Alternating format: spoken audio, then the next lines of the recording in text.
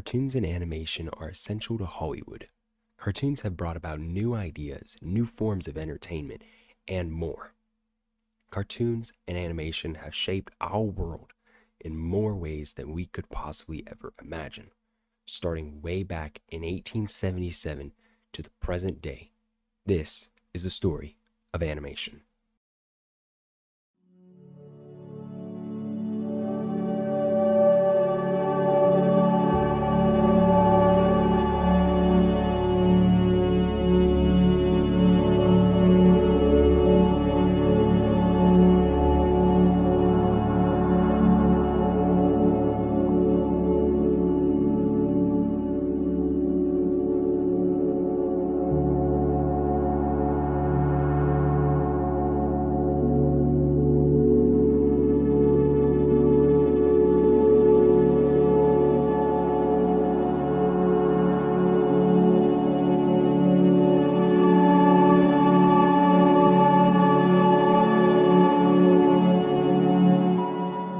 We have to go far back into actually American history as the Civil War is going on.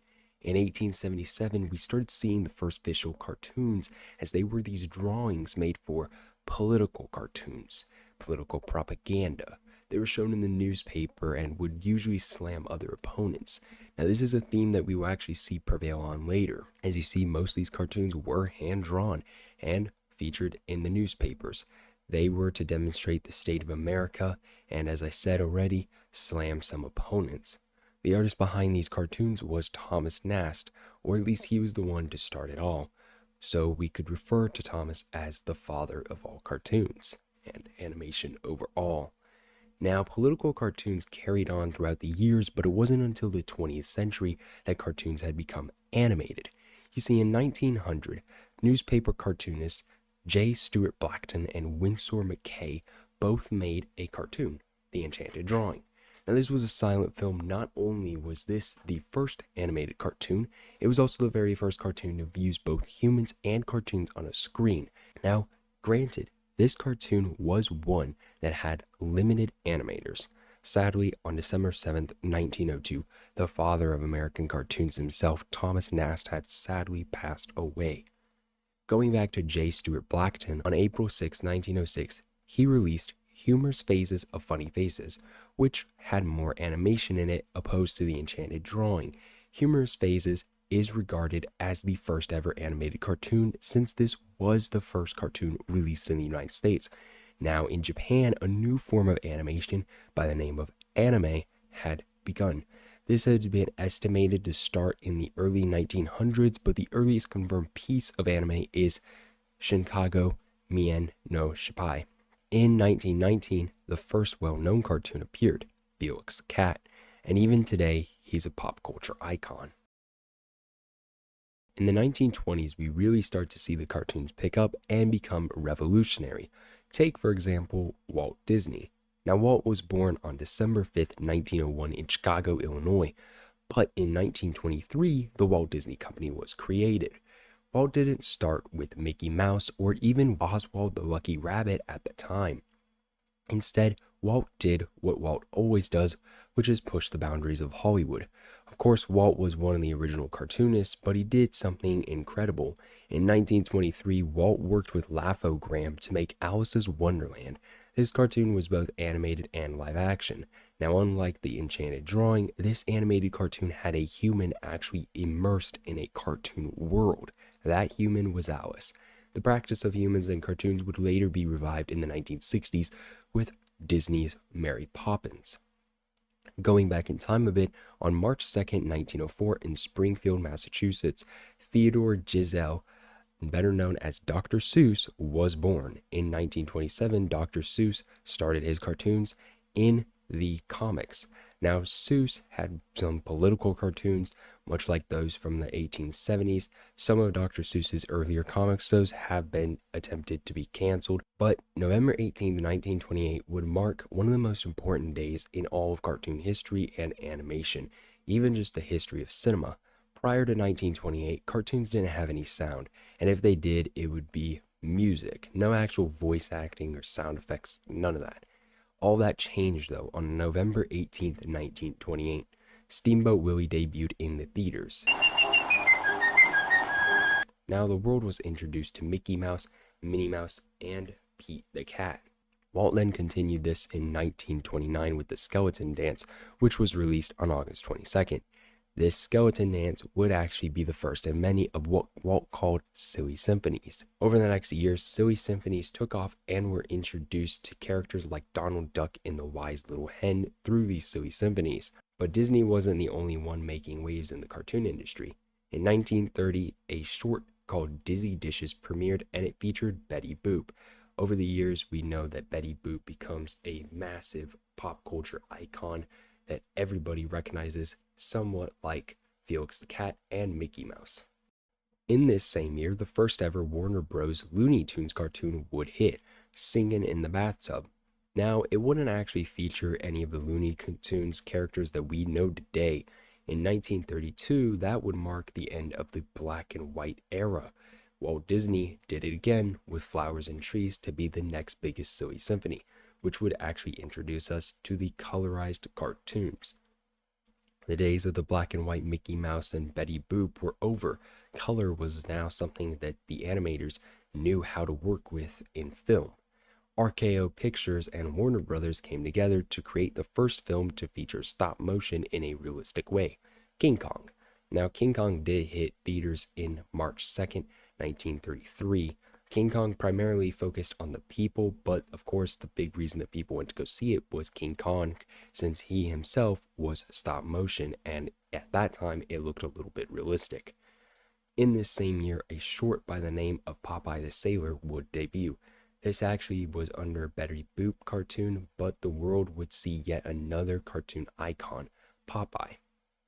Warner Bros. Still had some strong successes in 1935 with Porky Pig given his debut in I Haven't Got a Hat. This short film was using colored animation much like Flowers and Trees did. In 1937, Walt achieved two massive things. The first is a short film titled The Old Mill. A 3D effect was used with Disney's multi-plane camera, giving us a new look at how animation could be. Prior to this, everything was just 2D and kind of linear.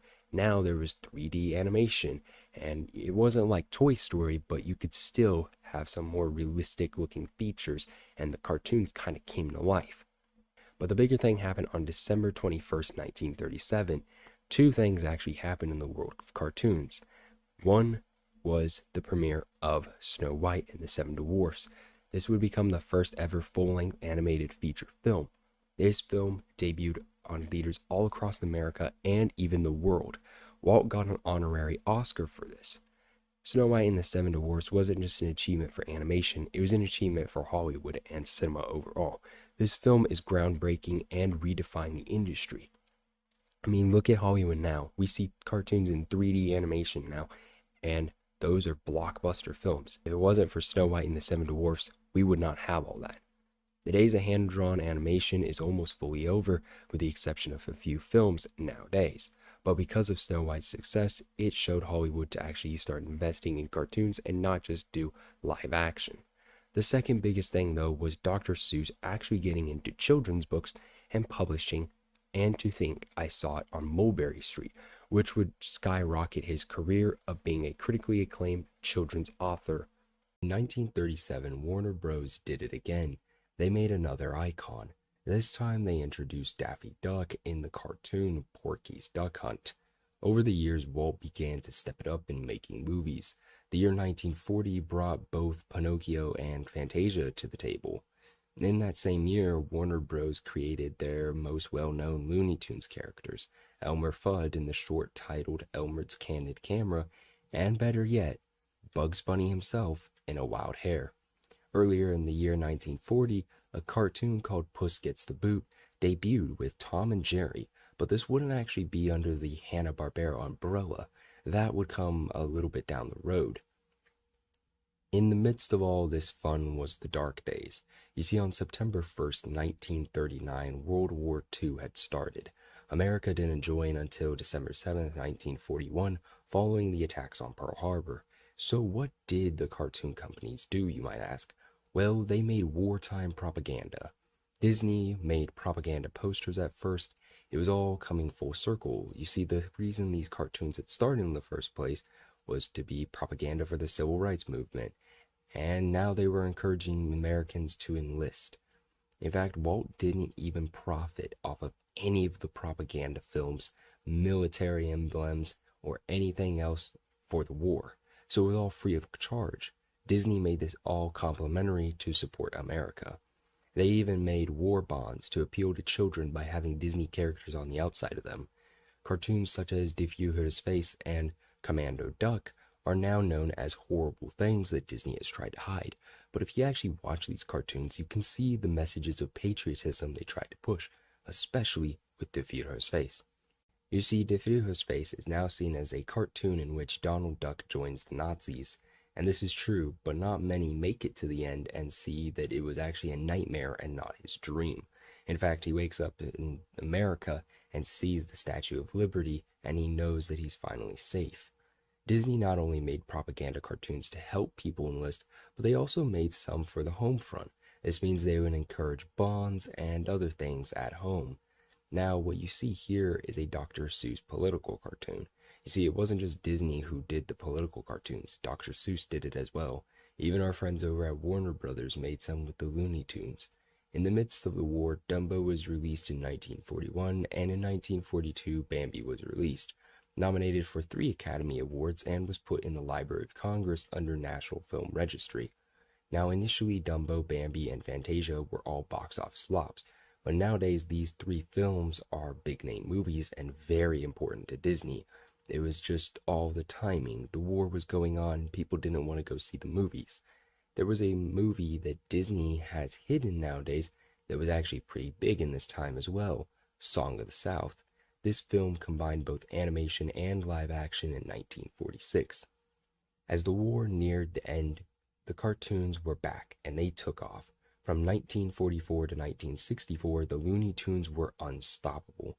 They were extremely popular, making new lovable characters constantly. This is now known as the golden era of Looney Tunes. But before we go into the 1960s, we have to take a look at what everybody else was doing in the late 1940s and 1950s. To start off, 1950s, Dr. Seuss had a story translated to a short film by the name of Gerald McBoing Boing. More importantly, on March 4th, 1950, Disney released yet another classic, Cinderella. Then on February 5th, 1953, Peter Pan was released. June 22nd, 1955, gave us Lady and the Tramp. Disney was just producing classic after classic. Up until this point, we have only seen one form of stop motion with King Kong, but in 1955, stop motion would become a full-on animated series with Gumby. Gumby was on air from 1955 to 1969. Gumby would be known as the biggest stop motion and claymation forms of entertainment in really history. Then in 1957, the Rough and Ready show premiered, setting Hanna-Barbera on the map. Even though back in 1940, Tom and Jerry were shown to the world, it wasn't until 1957 that they would be distributed under Hanna-Barbera. At the very end of 1959, anime came back in a very big way, with the first full-length feature film being Magic Boy.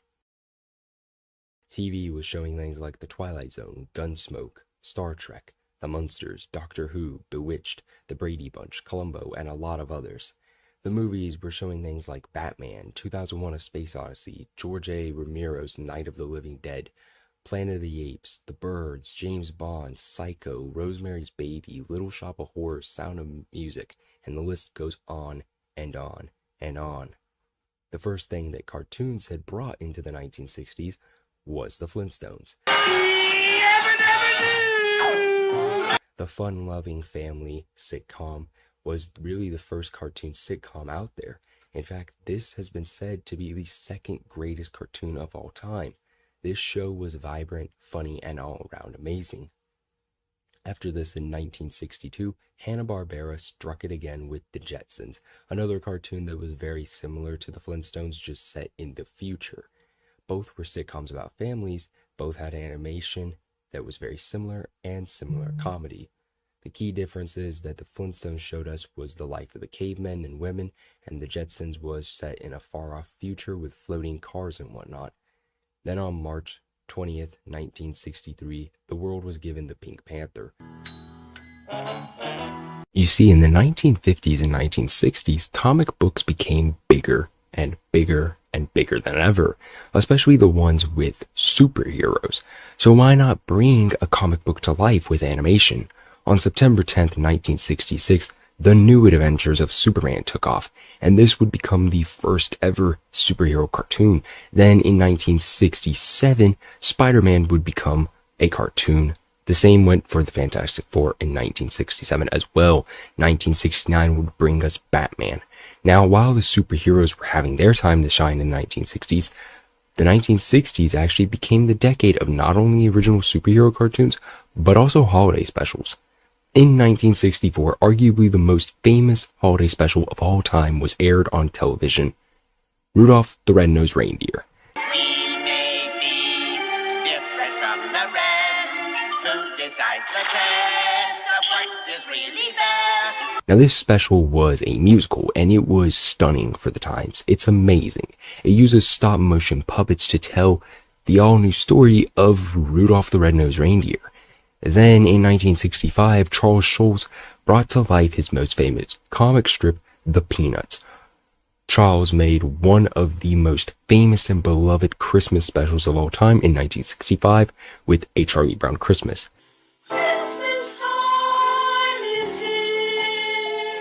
This short was amazing and iconic. It's one of my personal favorites. It did so well that the next year for Halloween, the Peanuts would return in It's the Great Pumpkin Charlie Brown, which is another big hit. But the Peanuts weren't the only ones to have specials. Have you ever heard of The Grinch? The Dr. Seuss story, The Grinch, was adapted into a Christmas special in 1966, and this was more so popular than Boing Boing, the previous Dr. Seuss work. Then in 1969, Frosty the Snowman came to life, spread joy and cheer to all. 101 Dalmatians was released in 1961, and in 1963, The Sword and the Stone was released. Disney still kept on rolling on and on and on with hit after hit after hit, and it wouldn't be until 1964 that Walt Disney would acquire the rights to make the biggest and possibly most well-known films using real-life people interacting with cartoons. That, of course, is Mary Poppins. That a spoonful of sugar helps the medicine go down. Starring Julie Andrews and Dick Van Dyke, this film showcased the British family of the Banks looking for a babysitter, and they found one. Mary Poppins, the magical babysitter woman who you could take to new worlds from a chalk painting, and she taught them about all these different things about generosity. And this really was a staple of the times. It was a golden film. It really did stand out since it was roughly like a 2-hour and 30-minute film with quite a lot of time of cartoons and real people interacting. 1966 would be a big year for Disney in many ways. The best thing about 1966 was Winnie the Pooh becoming a part of the Disney family, but sadly, tragedy had struck on December 15th, 1966, when Walter Elias Disney died.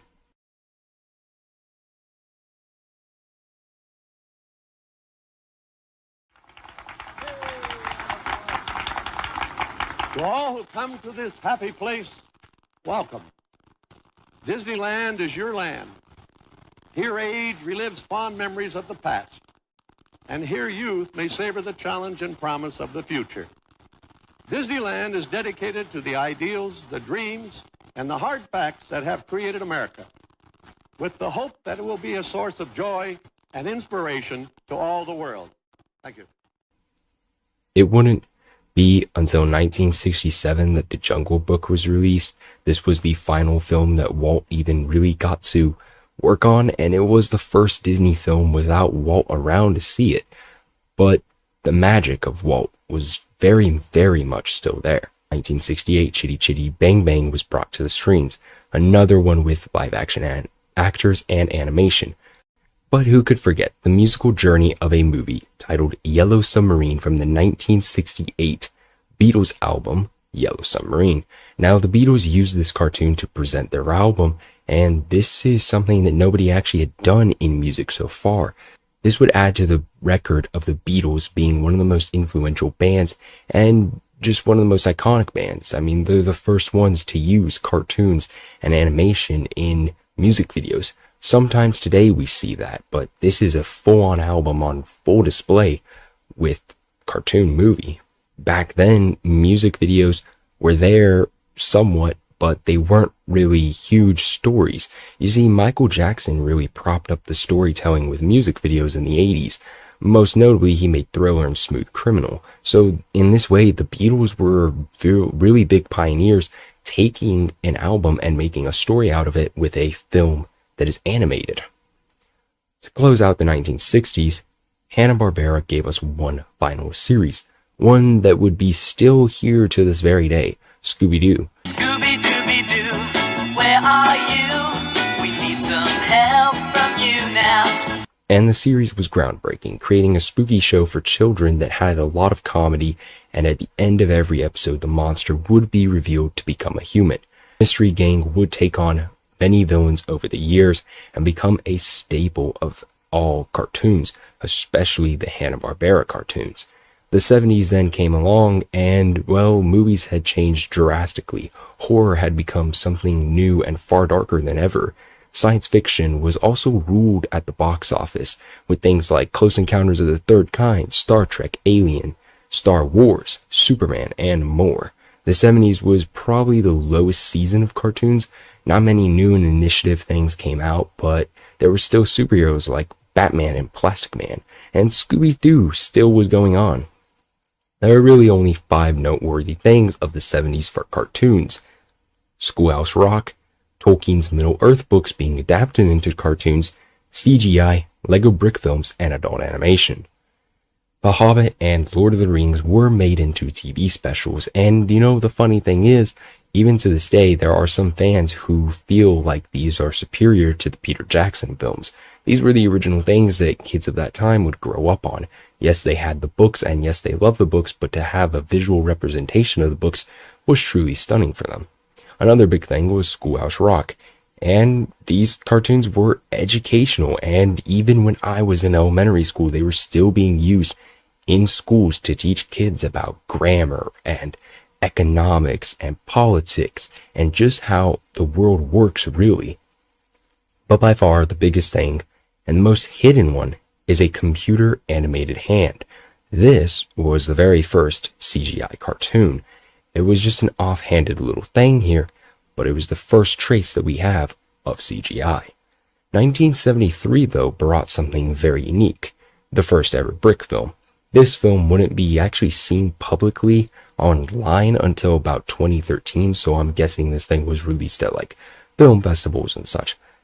But before we leave the 70s, we must look behind the very first adult animation ever. This is one that you guys might not even know about. The 9 Lives of Fritz the Cat is a film that is a very much underground film. This film in some ways would inspire the landscape of adult animation with a few other films and TV shows in the 80s. But this one is like X-rated, so this one is one that I didn't really care to do a lot of research into, but it's an underground film, and it has been argued to be the very first piece of adult animation. Then came the 80s. The 80s, much like the 90s, were a new golden era of cartoons, meaning that more and more icons were made in these 2 decades. G.I. Joe, Thundercats, Spider-Man and his amazing friends, Silverhawks, The Incredible Hulk, He-Man and Masters of the Universe, and even more Scooby-Doo. Even George Lucas made 2 Star Wars cartoons that aren't well known. Star Wars Droids and Star Wars Ewoks were running on air in the 80s. But nothing, and I mean this, nothing, compared to the Teenage Mutant Ninja Turtles.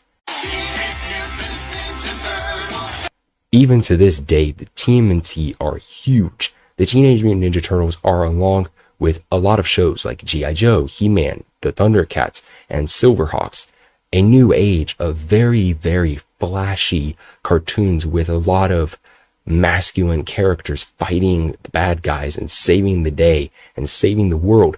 This was a big overarching theme in the 80s. Gumby even came back in the 80s with the Gumby Adventures. Now up until this point, Disney had only had Mickey and his same old friends as cartoons.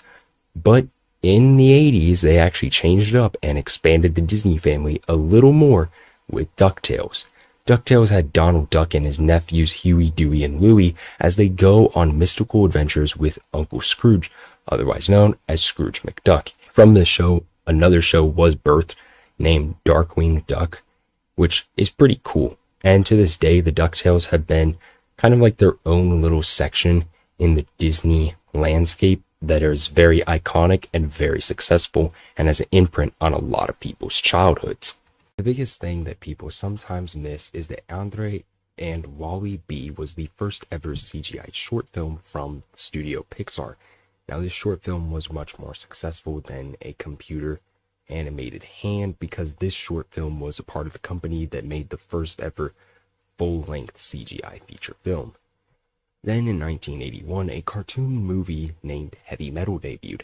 This film was very big for cartoons considering as it was one of the first adult cartoons. Yes, we already talked about Fritz the Cat, but this one seemed to go a little bit more mainstream. The theme of adult animation is something that we will explore in intense detail very soon. In 1982, Pink Floyd made their very own cartoon for The Wall, their biggest album. It was rated R, much like Heavy Metal, and it involves some very interesting and somewhat disturbing imagery. Now, this film is live action and animation, so it combines both in a very unique way, not like Mary Poppins or a particular film called Roger Rabbit that we'll get to in a bit here. In 1985, The Adventures of Mark Twain released to the theaters. Nowadays, this is looked at as a very obscure film and somewhat of an underground film. But this film was pretty big. It was another time that we got to see stop motion in a full-on greater scale of display. Stop motion was just becoming a big thing now. And because of this film, I believe that some other films were inspired to be made down the road in the 90s and early 2000s. But in 1986, possibly the biggest thing in the 80s happened. The world of anime got another big win, this time with the success of the manga known as Dragon Ball. Dragon Ball got its own TV show.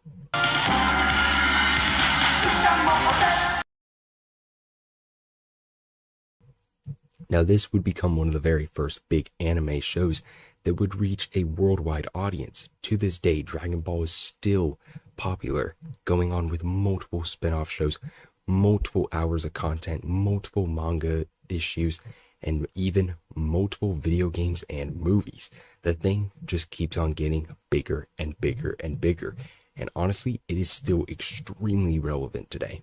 Fast forward to 1988, and Who Framed Roger Rabbit is released to theaters. Now, this movie was very mind-blowing to a lot of people. Not only did the movie have cartoons and humans interacting for almost the entire film, but you also had a lot of characters from the Looney Tunes, Disney cartoons, and a lot of other cartoons, just like Betty Boop was in there. There's a scene where Mickey Mouse and Bugs Bunny are interacting with each other. And this film was actually adapted from a book named Who Censored Roger Rabbit and was given its own little treatment. In that same year, Tim Burton made his mark on cinema with Beetlejuice. Beetlejuice used some stop motion with live action, and it added a lot to the style of the film. On the lines of stop motion, The Magic Portal was released as a brick film and is often credited as the very first and original brick film. This would not be widely seen since it was not made by the Lego Group, but in 1987, Lego Sport Champions series was seen by many since Lego the Group made it. Most big films use practical effects, not stop motion. Movies like E.T. and The Empire Strikes Back, though, use some puppets in for their creatures and some stop motion, especially in the battle on Hoth in Episode 5 of Star Wars The Empire Strikes Back. As we will see later on, Tim Burton has had a unique style for both stop motion and live action. In 1989, Wallace and Gromit came on air and added British comedy to all.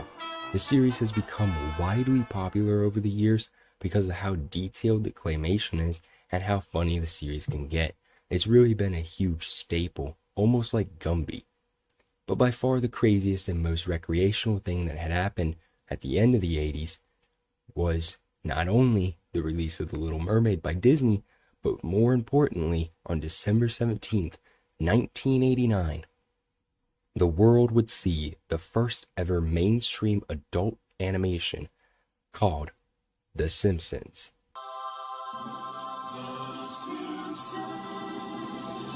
Now, of course, The Simpsons is really a 90s TV show since its prime time was in the 90s and early 2000s. But in 1989, The Simpsons did debut with the Christmas special. It was apparent from the start that this show was aimed at teenagers and adults, but somehow this adult animation became a phenomenon in America, and families would gather around to watch new episodes of The Simpsons every single week. To this day, The Simpsons is still on air with new episodes, and this year it'll be 35 years of The Simpsons. Now enter the 90s, a time when cartoons really ruled the world of TV and movies. Disney had a darker time in the 70s and 80s when it came to the movies. They were looking for a good movie that would really bring everything back. With the 80s ending with Ariel, that was a great start for the 90s. You see, Disney and even Warner Brothers with the Looney Tunes were struggling, but in the 90s, they reclaimed their fame. In the 90s, you had some of the greatest comedies out. The Teenage Mutant Ninja Turtles went to live action, spy movies took off, and so many classic movies came out. Even Star Wars made a comeback. You see, for Disney, the 90s was an era when classics were being made almost every year. 1990 brought the DuckTales movie. 91 brought Beauty and the Beast. 92 gave you Aladdin. 94 gave you the highly beloved Lion King. 95 gave us Pocahontas. 96 gave us The Hunchback of Notre Dame. And 97 brought us Hercules. Even 98 brought us Mulan, and 99 gave us Tarzan. Disney was doing extremely well. Hanna-Barbera even did well with Scooby-Doo Zombie Island, which released in 1998, and to this day is still the top Scooby-Doo movie, according to the fans. And then there's Warner Brothers with the troubled Looney Tunes. They hadn't been so successful like Disney until 96. 1996 was a turnaround for the Looney Tunes. You see, the Warner Brothers did something incredible that hadn't been done before in this type of a way. They did a live action with animation film, but this time it surrounded a celebrity. Not just any celebrity. The greatest basketball player of all time, Michael Jordan, would star alongside Bugs Bunny and the entire gang. Now, admittedly, at surface value, this sounds like a stupid movie. Bugs Bunny and Michael Jordan play some basketball against massive space aliens, but this movie executed that premise in the best way imaginable. Space Jam has gone on to be one of the most beloved films for not only the Looney Tunes and not only fans of the NBA, but really everybody in general. Then in 1993, Tim Burton paired up with Henry Selick to create one of the most iconic films in animation history, The Nightmare Before Christmas. This film combined both Halloween and Christmas. This film was based on Burton's poem, The Nightmare Before Christmas. This film is now 30 years old and is still being recognized as an important piece of cinema. In the same year that The Nightmare Before Christmas came out, the very first full-on computer-generated animated show was released, and surprisingly, this was VeggieTales. If you like to waltz with potatoes up and down the produce aisle, Have we got a show for you? VeggieTales was a cartoon made by Christians about Christian values, and VeggieTales was actually immensely popular and became an icon for the 90s and even early 2000s. But taking it back a bit, in 1992, Brad Pitt would be in the next big live-action and animated film. This time, it was more adult than Roger Rabbit. The film Cool World wasn't by any means a success, but has become somewhat of a cult classic. It's been found by cartoon enthusiasts and has been looked at as a hidden gem in some regards. The 1995 anime film by the name of Ghost in the Shell would actually be released, and this would be a massive milestone in the anime world, and it even went on to inspire The Matrix in some regards. Now, as for the TV in the 90s, the cartoons really did go all out. The Warner Brothers created another successful cartoon called The Animaniacs, but one company in particular really emerged and became an icon in the 90s. This company would be Nickelodeon. Shows like the Rugrats, Rocko's Modern Life, Ren and Stimpy, and then of course their biggest, SpongeBob, premiered in 1999. Another big company named Cartoon Network would take over in the 90s with Powerpuff Girls, Dexter's Laboratory, Courage the Cowardly Dog, Johnny Bravo, and Ed, Edd n Eddy. Superhero cartoons were like none other in the 90s, with the Batman animated series, Batman Beyond, the X-Men, Spider-Man, Spider-Man Unlimited, Silver Surfer, Iron Man, Spawn, The Incredible Hulk, and so many more. But possibly the biggest thing to happen on TV in the 90s was, of course, adult animation. With the massive success of The Simpsons, shows like Beavis and Butthead would just start appearing. King of the Hill would follow that in 1997, and in that same year, on August 13th, 1997, a show by the name of South Park would premiere. Going down to South Park, gonna have myself a time. And then in 1997, the world of anime got even bigger with Pokemon. Pokemon debuted on air, and Pokemon would go on to become one of the biggest anime shows of all time, right alongside Cowboy Bebop in 1998. And of course, pairing these two with Dragon Ball, you had anime entering the American culture in a very rapid way.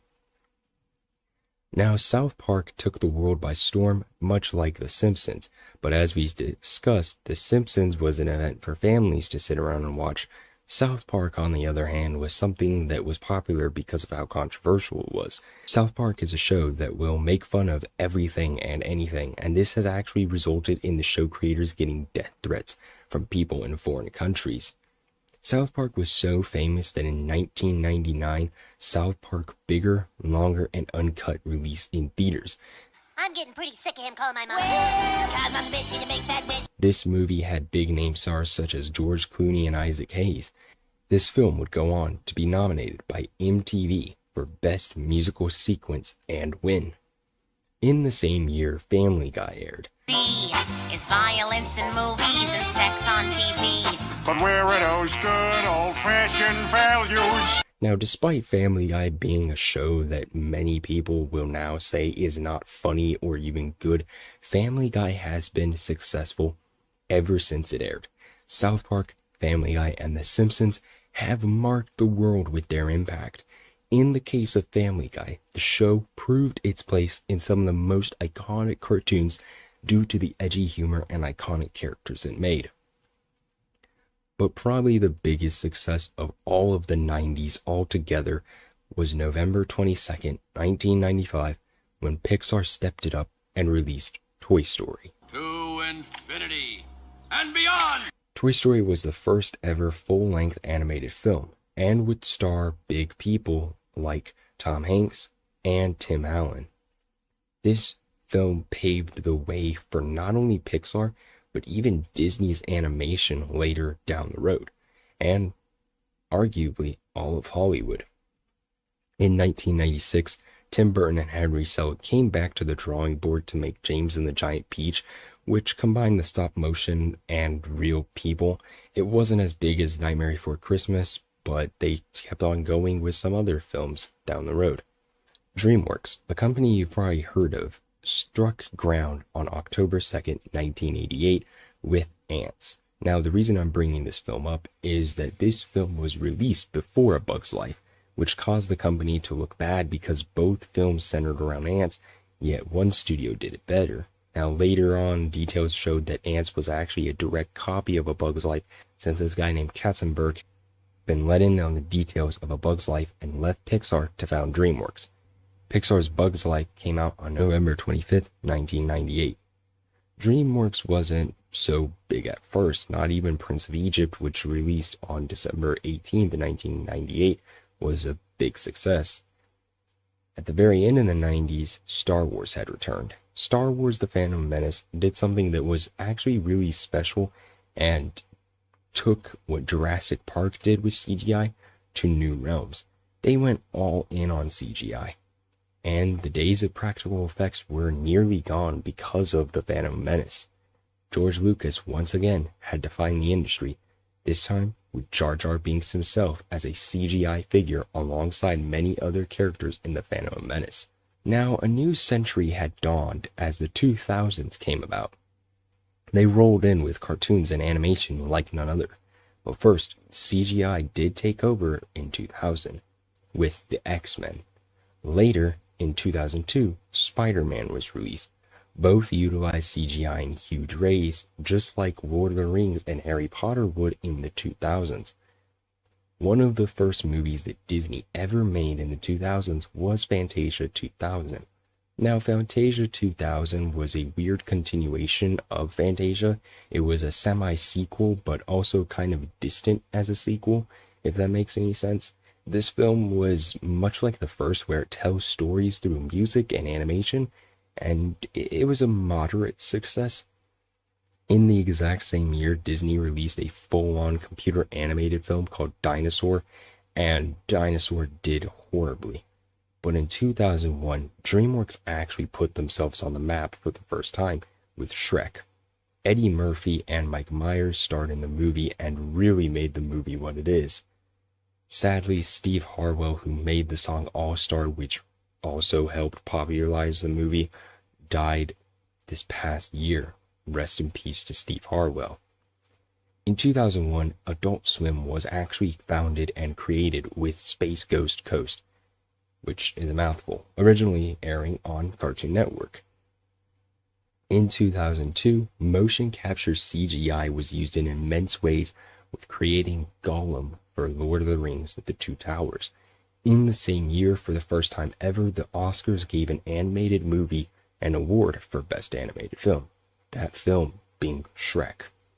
2002 also brought us Naruto, which has gone on to be one of the biggest animes in America, having a massive cultural impact, and of course a great cultural impact and huge in Japan. 2002 not only gave us Naruto, but it also gave us Lilo and Stitch, which is one of the very few hits that Disney has in the 2000s. Then Ice Age came about from Blue Sky. 2003 brought us more CGI with Pirates of the Caribbean, Curse of the Black Pearl, and there are a lot of films that came out in the 2000s with CGI, but Pirates of the Caribbean, much like Harry Potter, Phantom Menace, and Lord of the Rings, really ups that CGI. The 2000s were a huge time for Nickelodeon to shine. SpongeBob was on air, The Fairly Odd Parents were airing, Grim Adventures of Bill and Mandy was there, Jimmy Neutron, and even Invader Zim were on air. Now, the 2000s was a pretty low time for Disney up until Pixar came into their picture. You see, like I had mentioned earlier, Pixar not only paved the way for all of Hollywood, but specifically for Disney, because Pixar had Monsters, Inc. in 2001, 2003 gave us Finding Nemo, 2004 The Incredibles, 2006 gave us Cars, which became the first ever Disney Pixar movie. You see, there were some deals made behind the scenes where Disney acquired Pixar, and Cars was the start of that, the first ever Disney Pixar film, making Disney fully shift into that CG animation and really relying on Pixar to make a lot of money. 2007 gave us Ratatouille, WALL-E came in 2008, and up in 2009. In the year of 2004, SpongeBob SquarePants debuted their first ever full-length feature film to theaters, and this was actually a huge hit. 2005 also proved to be an important year for Disney, with Chicken Little being the first ever Disney CG animated film. Yes, I know that Dinosaur was technically the first, but for some reason, people like to say that this was the first. And either way, both movies sucked and they were really, really torn apart and hated on. In 2007, much like South Park and SpongeBob, they got their own movie with The Simpsons. The same year brought Disney's Enchanted, which had hand-drawn animation and live action, and it was a moderate success.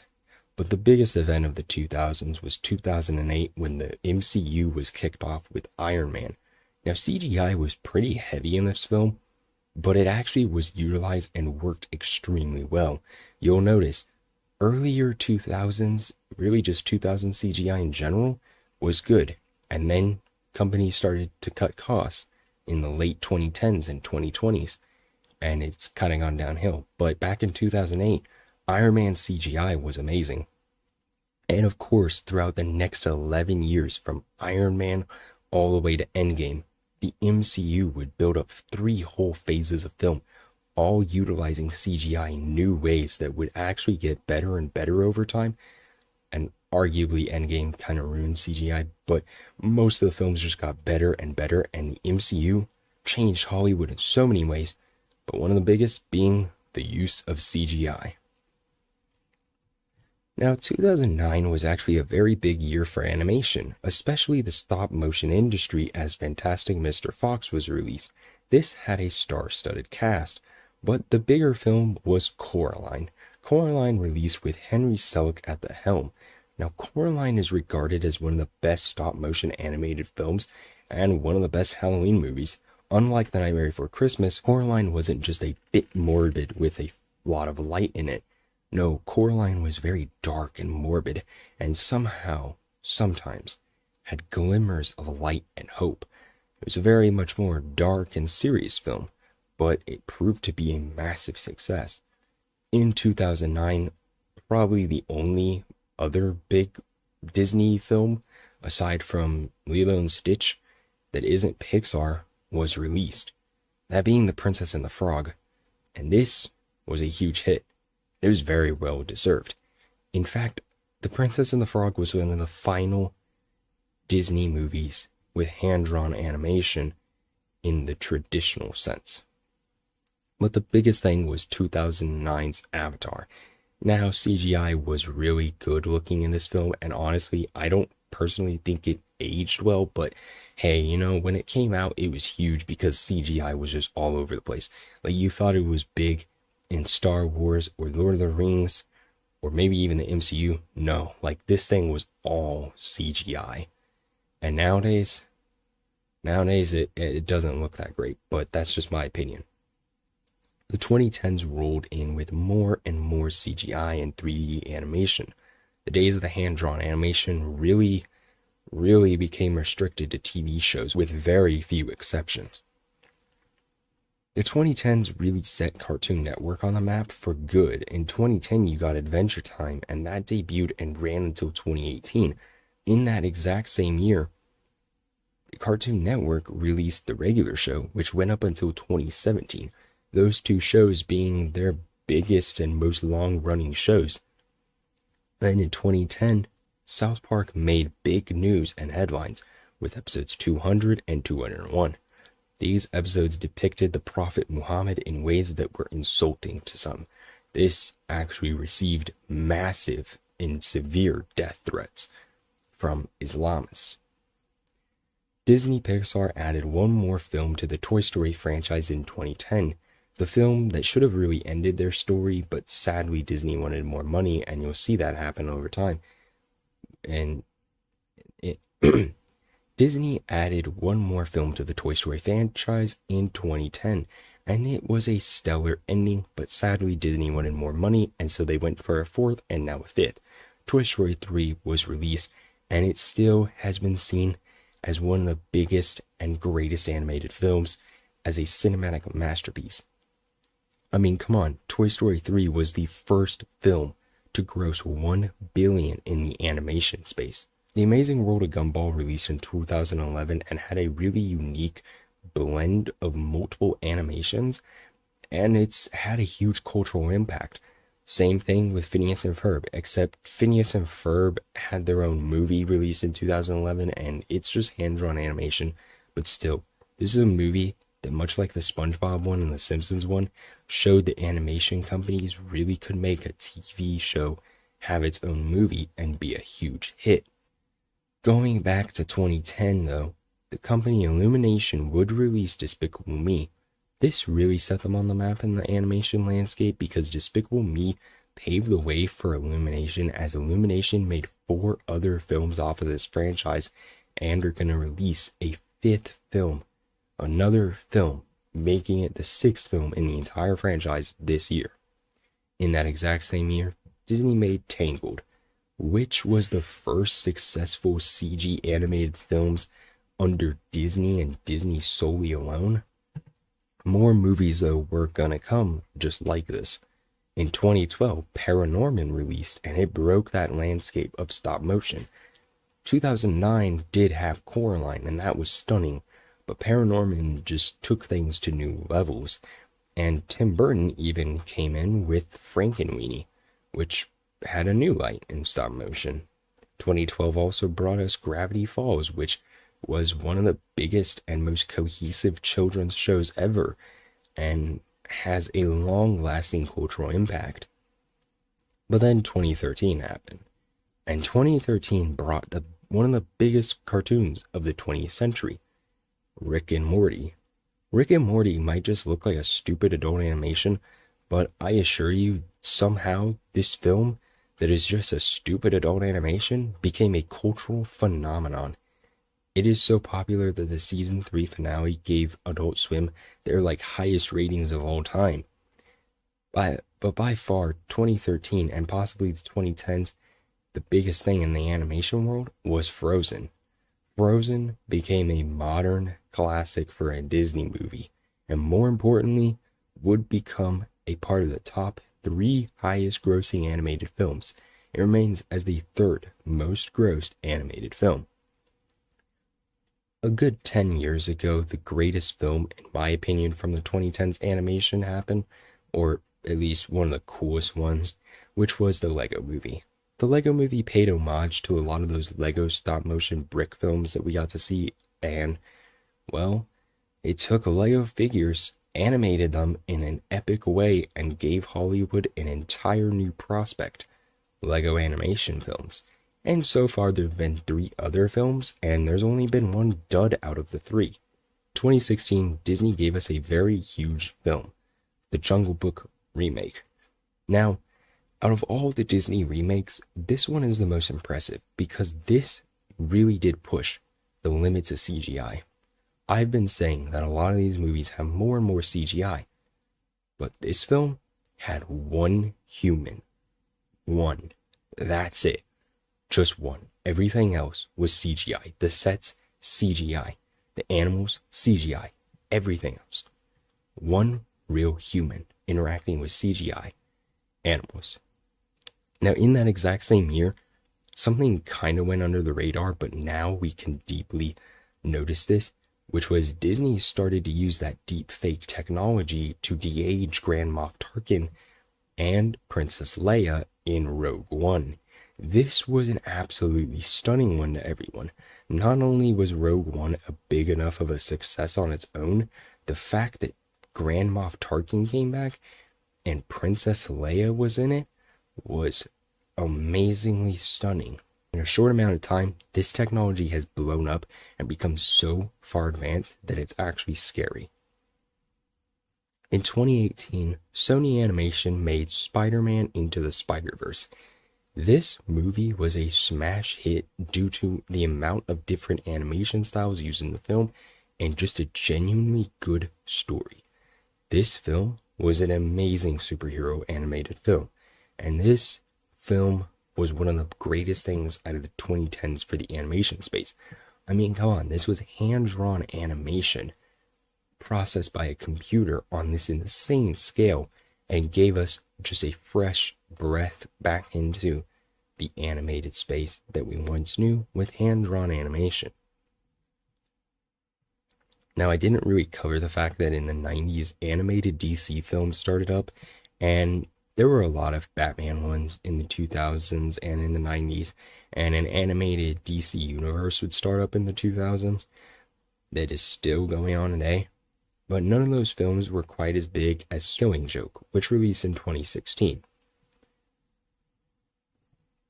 Now, to close out the 2010s, 2019 was a gold mine for Disney, with multiple films being released. The biggest of all was Frozen 2, which is the highest grossing animated film of all time. The other films included Star Wars Episode 9, Captain Marvel, Avengers Endgame, which all three of those put CGI on a big display, especially Endgame. Then the Lion King remake happened, and the live action Aladdin happened, and a couple other films. The live action Lion King movie was very interesting because not a single human was in it. It was like Jungle Book, but more impressive, although the story sucked and the movie kind of sucked. But hey, I guess it made $1 billion, but whatever. Most recently in the world of cartoons and animation, Pinocchio had this stop motion adaptation that did very well, and in 2023, the Super Mario Bros. Movie came out and became the second highest grossing animated film of all time, grossing over $1 billion. In recent memory, anime has become more advanced than any other animation, and honestly, possibly more popular than any other animation. We got a sequel to the Spider-Verse, which blew people away, and Netflix has both Arcane and Cyberpunk shows, which really push 3D hand-drawn animation in the ways that Spider-Verse does. Amazon Prime stepped it up back in 2021 with Invincible being a show that showcases amazing animation. 2021 brought us even more impressive deepfakes with Disney having Luke Skywalker come back in the Mandalorian Season 2 finale. But recently, the world has had a new debate in the animation world. You see, throughout our entire journey with animation, you've seen some conflicts rise. Not a whole lot, but a few conflicts. But now, a big conflict has arose. Whether or not to let AI into the animation space. Now, this has become a huge thing because AI is being integrated into cartoons and shows, and AI is being shown as a friend to humanity in some media recently, such as The Creator and other films. But this will be a massive thing that we will debate out through the entire 2020s, and honestly, when we look back on this decade of animation, it'll be the great question of AI animation. Over the years, cartoons have become bigger and bigger. Animation has become a really huge thing and has come a really, really, really long way. From political cartoons to full-on CGI cartoons, combining multiple forms of animation on one film, it's been really cool to see the entire thing evolve. Cartoons have created a unique space in entertainment, and it's so prevalent that nowadays anyone can animate pretty easily and create their own cartoons. We're seeing cartoons take over the live action entertainment in some ways. Animation is becoming more and more mainstream and more and more mature in some ways. From 1877 to today,